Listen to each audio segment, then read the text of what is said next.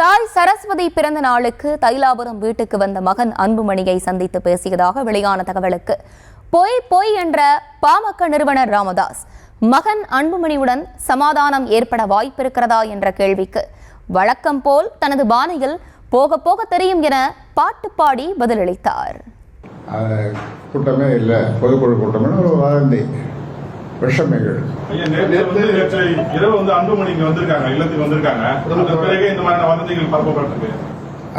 இருக்கலாம். நேற்று அவங்க அம்மாவுக்கு பிறந்த நாள், என்னுடைய துணையாருக்கு பிறந்த நாள்,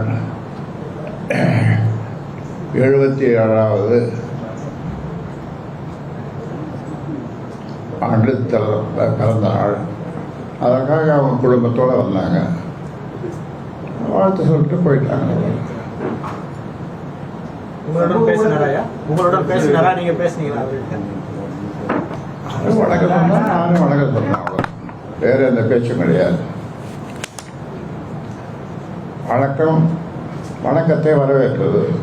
இந்த வணக்கம் அந்த வணக்கத்தை வரவேற்றது. அது தவிர வேறு எதையும் நாங்கள் பேசவில்லை. ஆனால் இப்படி சில விஷயங்கள் இப்படிப்பட்ட ஒரு பொய்யான தகவலை பரப்பியிருக்கிறார்கள். பொதுக்குழு உறுப்பினர்கள், நாளை வர இருக்கிற உறுப்பினர்கள் இதை நம்ப வேண்டாம். திட்டமிட்டபடி உங்களுடைய பயணத்தை தொடருங்கள். நாளை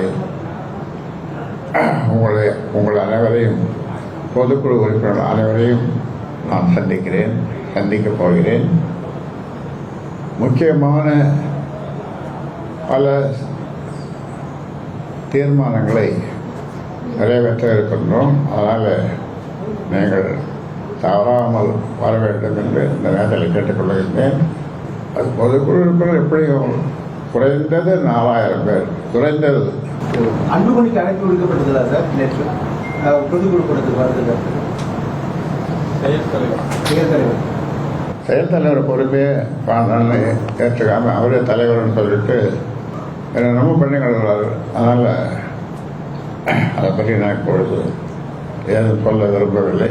நேற்று சந்திச்சதுனால சமாதானம் ஏற்பட்டதாக செய்தி நிறைய வெளியிட்டிருக்கிறாங்க. அதெல்லாம் பொய்யான செய்திகள், எல்லாம் பொய்யான செய்திகள்.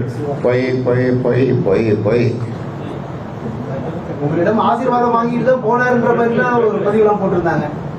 எல்லாம் பொய் பொய் பொய் பொய். இருவருக்குமான சமாதானத்துக்கு வாய்ப்பு இல்லைங்களா? போக போக தெரியும்